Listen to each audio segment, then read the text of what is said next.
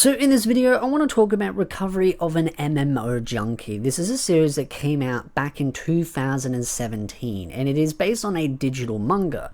And this is the thing, I really love these kinds of animes that are much more focused on a mature romance. These kind of come under adult cast, because it's of course an adult cast, so Captain Obvious, but also it's got the comedy, the romance, and the video game tags all in it.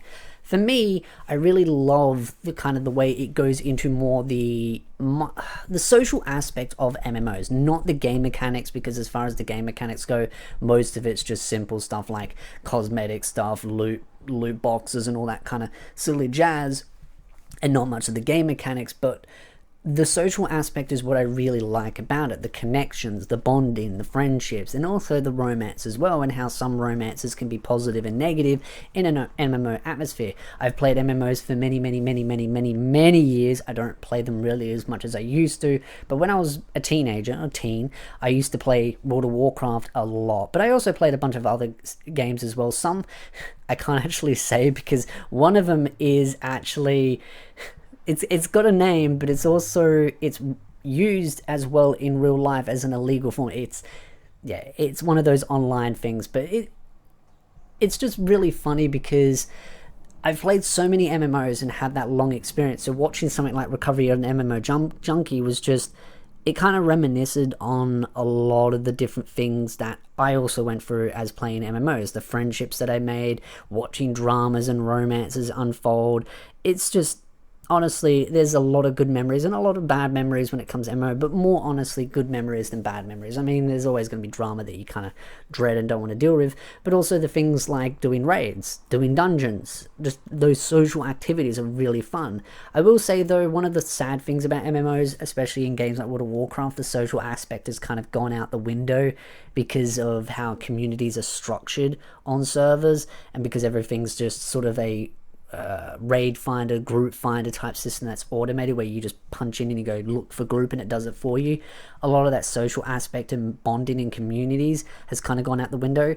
I still remember in Burning Crusade and Wrath of the Lich King, where, especially in Burning Crusade, where I had this like small cliquey group that I used to go with every week to do raids, and we used to do all the high-end stuff, and we were just like from all different guilds, and we all came together and we all did high-end content. And it was kind of funny because a lot of the guilds that we came from weren't even able to do the content we were able to do when we came together. So we were like the best of different guilds and came together and did the high-end content on our server.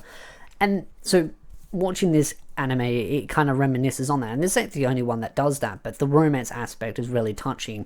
The fact that you've got this woman that used to work this sort of 9-to-5 busy job, really hates it, it's just demoralizing, it's slowly wearing her down, and then she ends up quitting and using some of her savings and just basically just playing games, enjoying herself, but also ends up making those friends online that also end up living close to her as well. It's kind of like that small world. As one of the good things about like servers, you can choose servers that are more local, so you might have people that are more locally around you, have similar culture understandings, things that go on, so you can all kind of reminisce on things going on around you.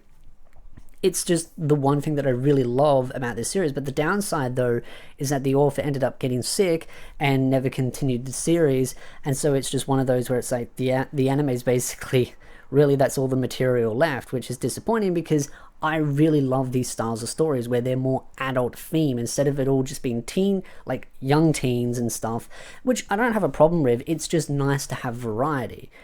That's the thing. And so that's when you get into this series, you realize that she's going through this grind, which also dabbles into Japan's work culture as well. It's kind of funny because there are always kind of contradicting opinions when it comes to Japan's work culture. Some people glorify it and some people demonize it, and I feel like a little bit's kind of in the middle a lot. But I do see a lot of authors that kind of put themselves into the story and show, hey, this work culture that we have in Japan, it grinds you down, and it does show that in this as well with these adults. And that's the thing about a lot of these adult romances, they do show the more rough part of the culture of Japan, where they do those 9 to 5 jobs, and the main male protagonist, who is also part of the love interest, has that heavy work culture where he's always having to work, always going, and then he always gets food or something when he's going out, you know, has some social life, but it's just heavy work, and traveling, especially with the friend that he also has that ends up getting into the games.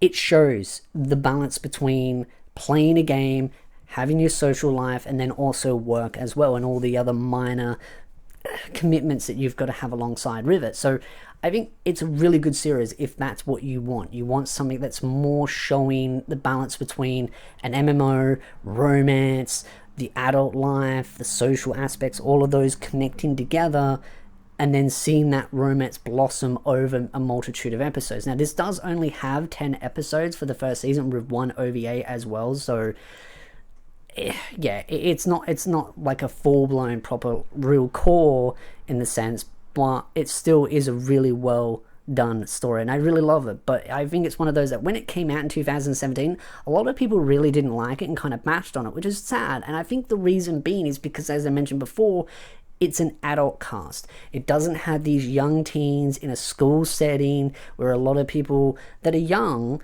can get into. It's an adult cast, so it specifically tailors to a group of people that may not have as big of an audience. I mean, yes, the anime community has grown over the years, but as the years have gone on, sure, it's broadened more out to the younger audience and some of the older audience. As the younger audience does get older, naturally something like this would be more appealing to them, but the anime community is still a massive amount of young individuals, teens, so something like this just doesn't appeal to them because, well, they can't relate to it. They're not in the workforce, but also Japan's culture is also something harder for the West to relate to, which is why I think some of the Western community kind of rated this a lot lower than honestly what I think it's worth. I think this is a really good romance, but it just doesn't work for everyone because of the fact that it has those sections of it that just don't have as much easy relatability. But I think definitely in Japan, an adult fan can definitely relate to this kind of stuff because of how it works. I mean, you look at another series like Overlord and even Slime, those two kind of show a main protagonist that's being reincarnated, and it shows that they're part of a work culture that's really grinding. So it's not an uncommon theme when you look at like other series that have adults that have either been isekai'd, or other series like Love is Hard for Otakus. That's another really good series that I highly recommend. So if you like this, you'll definitely like that, because that again follows a gaming adult kind of feel. But with this one, I do feel like it does focus a little bit more on the game compared to Love is Hard for Otaku, because Love is Hard for Otaku is more focused on the outside aspects to it. They kind of play different games and all that kind of stuff, and some of them are into different types of nerdy stuff like anime, manga, cosplaying, that stuff. So it depends on what you're kind of into. So I'd love to know your thoughts in the comment section down below. What do you think of this series? What drew you into it personally yourself? I clearly outlined in this video what made me really enjoy it. I love all the different characters and them slowly coming together, and that's the fun part about it, is that you see this main female protagonist get into this game, making these different friends, building those connections, and then her bumping into some of them in the real world, and then slowly, piece by piece by piece, people start to realize who she is and who they are, and those other connections are built. But it would have been so amazing to see more of this story go forward, because it would have been amazing to also find out some of these other characters that are probably locally as well, because there's not just one romance in here, there's also a hint of another romance that's also building on.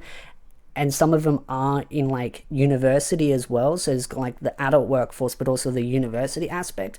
And if this actually got a second season, which I really would have loved, it could have gone into that potential of also other romances and other aspects to life as well, like the university life and studying and all that. So it would have been really cool, but it's just sad and disappointing that, yeah, the author's health did decline and it never ended up getting a continuation. But it's still worth the watch if it is something that you're interested in. So again, if you like this video, hit the like, subscribe, and I'll see you beautiful nerds in the next video.